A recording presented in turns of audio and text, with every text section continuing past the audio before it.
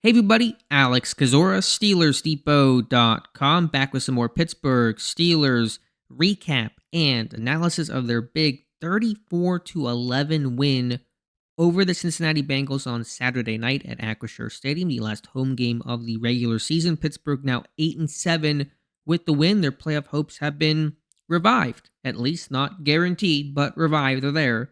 So let's talk about it. Before we start, if you guys could like this video, also subscribe to the channel, I would really appreciate that. So 34 points, a comfortable victory. It feels weird to say an experience, and what a great gift that is around the holiday season. So Pittsburgh's by far most complete game of the year. Offense, defense, their best game of the season, and a game that, of course, they had to have. They technically would not have been eliminated had they lost this game, but they had no chance if they lost this game. They basically have to win out and get some help along the way. So Mason Rudolph and George Pickens, the talk of this one. Rudolph coming in, playing exceptionally well, smart, efficient, took what was there, showed the accuracy on the deep ball that he has, had a really good connection with George Pickens, let his guys make plays, but took great care of the football. That's number one. Things Mitch Trubisky was just unable to do. But, it wasn't just playing scared and tight and in a shell. It was airing it out to Pickens on a third and whatever that was, 3rd and 1, I believe, or 3rd and 4, and letting him, get that 66-yard touchdown, throwing the slant over the middle, working, I think, all areas, all levels of the field, and just putting points on the board, which this team has been starved for so long. So just to see that and that kind of complete performance early, getting out of a big lead, holding that lead, something Pittsburgh couldn't do last week, was huge. Pickens, kudos to him. Tough week, a lot of criticism, a lot of it, understood and deserved. Probably went over the top at a certain point, but for him to put the focus back on the field, on his play, reminding you why you kind of, not tolerate, but you'll work through the issues and the inconsistencies and frustrations. Not that it justifies them, but you see, how good he can be when it all comes together, the impact that he can make, and why Mike Tomlin did not bench a guy in a must-win game, somebody that can produce big plays, produce points. That's what he did.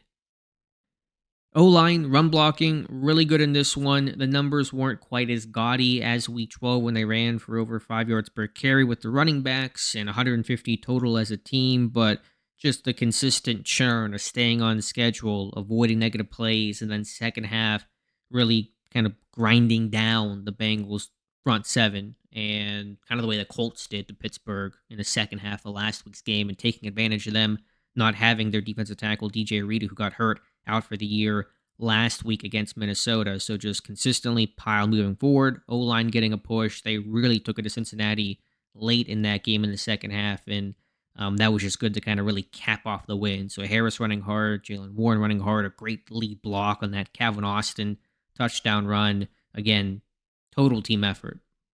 Defensively, starts with the run defense. Pittsburgh won in week 12, and they typically win when they can stop the run and make teams one-dimensional. And if you stop the run and made Jake Browning win that game without Jamar Chase, you were going to win the game, and Pittsburgh did. Browning's played well. He'll probably have better days ahead. He's probably happy to no longer play Pittsburgh, at least here in the regular season.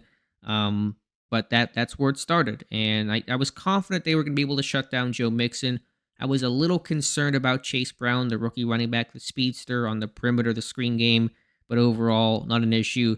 T. Higgins made his plays, 80-yard touchdown. But what I liked most about that sequence, not the 80-yard touchdown, but Pittsburgh answering back with a touchdown of their own. It's 24-8 after the Higgins score.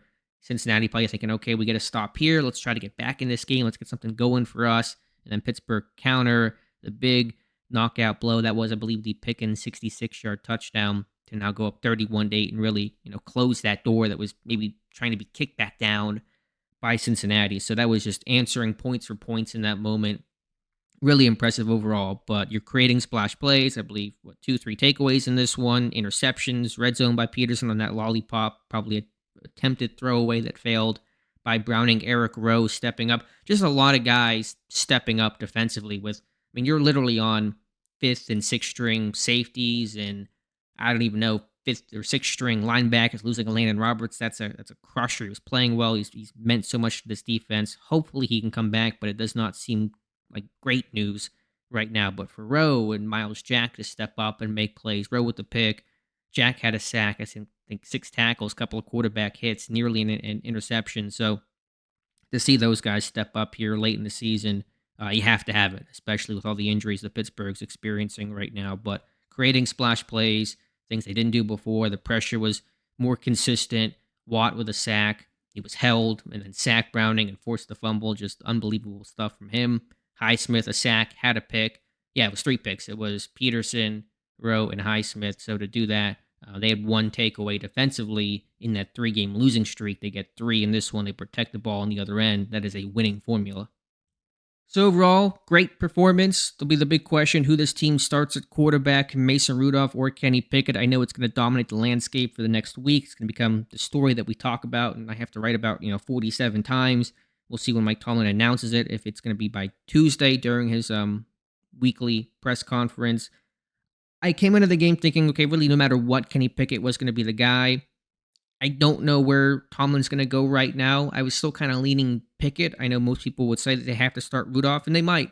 But I think also if you're Tomlin, you sit there and you just won this game, and you talked about needing points, and if you're finally feeling good again, do you turn away from Rudolph? It's kind of hard to go to your locker room and say, okay, guys, the guy that just got us 34 points, a season high in one of our best games in quite some time, goes back to the bench. But also, Kenny Pickett's Tomlin's guy. So is he going to bench his guy? And if you do that, you're effectively, benching who you claim and hope to be your franchise quarterback, which is a whole nother can of worms. And what if Rudolph struggles against the Seahawks and then that gets questioned? So there's a lot of layers to this thing. I just want to enjoy the win right now. I know there'll be probably debates about who will start in the comments below and on Steelers Depot and in the media and all that kind of stuff. I'm going to take 24 hours and just enjoy the win. We'll see what happens. There'll be plenty of time, I promise, and there'll be many opportunities to discuss who this team's starting quarterback will be. I really don't know which direction Tomlin's going to go. Again, I was kind of leaning and sitting with Pickett for even watching that game, but then thinking about it a bit more afterwards. We'll see. It'll be interesting, and it'll be talked about, again, endlessly. But I'm happy with the win. Complete game. Big one for Pittsburgh, 8-7. Still have a lot of, work to do, a lot of help needed. Pittsburgh still has to beat Seattle and beat Baltimore to really have any sort of, even just chance of making the playoffs, but feeling good for once. A win is a win. Happy to have it around the holidays, and we'll see what happens during the Sunday slate of games where Pittsburgh ends up when the dust all settles and take it from there. So let me know your thoughts in the comments below. Appreciate you guys watching. Please like this video. Please subscribe to the channel. Please check out the site, SteelersDepot.com. Have a Merry Christmas, a Happy Holidays, and we'll talk to you soon.